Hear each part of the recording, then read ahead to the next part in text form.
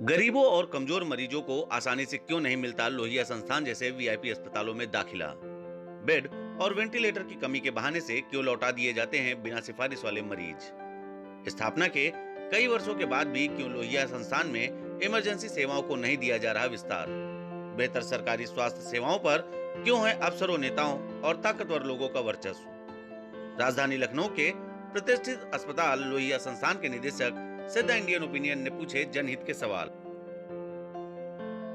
कर सब जो है वो विवेकानंद में, जो कि एक मिडिल सा ऑर्गेनाइजेशन है, तो इनसी की कमेटी से एक हमने सुझाव मांगे हैं और हमको कल ही उन सुझाव की कड़ी में कुछ एक रिपोर्ट मिली है। उन रिपोर्ट को देख करके हम लोग देखेंगे कि अपनी इमरजेंसीज में हम क्या क्या सुधार कर सकते हैं। हमारा भी मानना है कि बिना संसाधन बढ़ाए भी हम कुछ सुधार तो कर ही सकते हैं और कुछ सुधार के लिए हमें संसाधन की भी ज़रूरत पड़ेगी। संसाधन में जैसे है कि हमारे पास जगह बहुत कम है। हमारे कुल 54 बेड्स हैं इमरजेंसी में, तो जो कि फुल हो जाते हैं। हमारे पास वेंटिलेटर्स की कमी है, हमारे पास मैन पावर की कमी है, हमारे पास कुल 135 फैकल्टी है, जिसमें कि पढ़ाने वाले भी हैं और क्लिनिकल साइड वाले। पढ़ाने से मतलब जो कि सिर्फ बच्चों को पढ़ाते हैं, उनमें से करीब करीब आधा ऐसे हैं या 1/3 ऐसे हैं। तो संसाधन कमी है। करीब करीब हमारी 100 पोस्टें जो हैं वो कोर्ट कचहरी में अटकी हुई हैं, जिसकी वजह से कि हमारा अपॉइंटमेंट्स नहीं हो पा रहे हैं, तो मैन पावर नहीं मिल रही है। इस तरह की बहुत सी प्रॉब्लम्स हैं, लेकिन फिर भी ये उस कमेटी की रिपोर्ट देखते हुए और उस पर मनन करते हुए और अपने यहाँ भी जैसा है उसको करके, इमरजेंसी हमारी प्रायोरिटी पे है, उसको सुधारना हमारी प्रायोरिटी पे है। प्राय इस तरह की भी शिकायतें आती हैं कि लोहिया संस्थान जो है वो पूरी तरह से स्वयं वो एक वीआईपीज़ का प्रेशर रहता है और वीआईपी ड्रिवन पूरा सिस्टम वहाँ पर बनता जा रहा है। अगर आपको एडमिशन लेना है तो मंत्री से फ़ोन कराइए, प्रमुख सचिव से कराइए।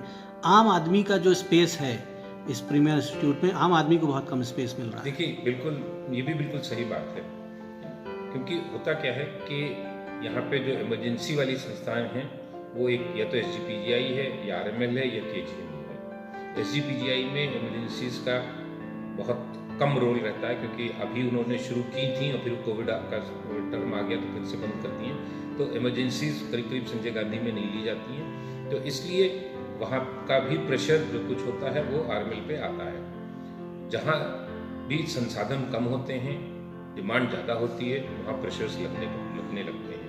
और मेडिकल में जहाँ ह्यूमन वैल्यूज़ या ह्यूमन लाइफ की बात आती है, तो ये बिल्कुल सही है कि हाँ, यहाँ पे बहुत से प्रेशर्स आते हैं हमको भर्ती कराने के, वेंटिलेटर दिलाने के, लेकिन उसमें भी प्रॉब्लम्स हैं। प्रॉब्लम्स ये हैं, जैसे हमारे यहाँ कुल बताया था 54 बेड्स हैं और कुल 14 वेंटिलेटर्स हैं।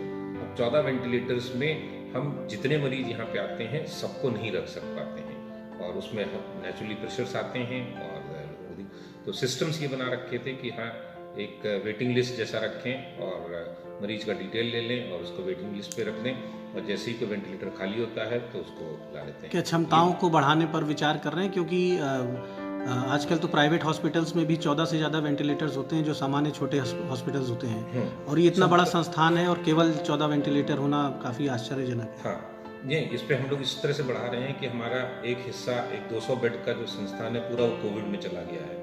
तो अगर हमारा वो कोविड से हम लोग कुछ हिस्सा वापस ले रहे हैं, जिससे कि हम अपनी रेगुलर फैसिलिटीज़ वहाँ शुरू कर दें, तो कुछ लोड यहाँ से कम हो जाएगा, और जब यहाँ लोड कम हो जाएगा तो यहाँ हम कुछ व्यवस्थाएं बढ़ा सकते हैं।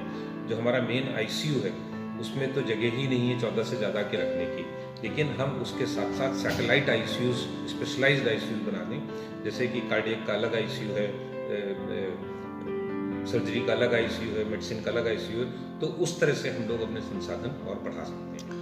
आपके कैंपस से लगा हुआ जो लोहिया हॉस्पिटल का कैंपस है, ये भी काफ़ी समय से इस पर भी विचार चल रहा है कि उसको भी समायोजित कर दिया जाए संस्थान में, और वहाँ का जो स्टाफ है उसकी क्षमता में वृद्धि हो सके। हाँ, ज़्यादा लोगों को सेवाएं दे सके। ये बहुत साल से चल रहा था प्रकरण, लेकिन 2019 में इसका विलय हो गया है और उसका कुछ स्टाफ हमारे यहाँ समायोजित तो नहीं, लेकिन हाँ काम कर रहा है।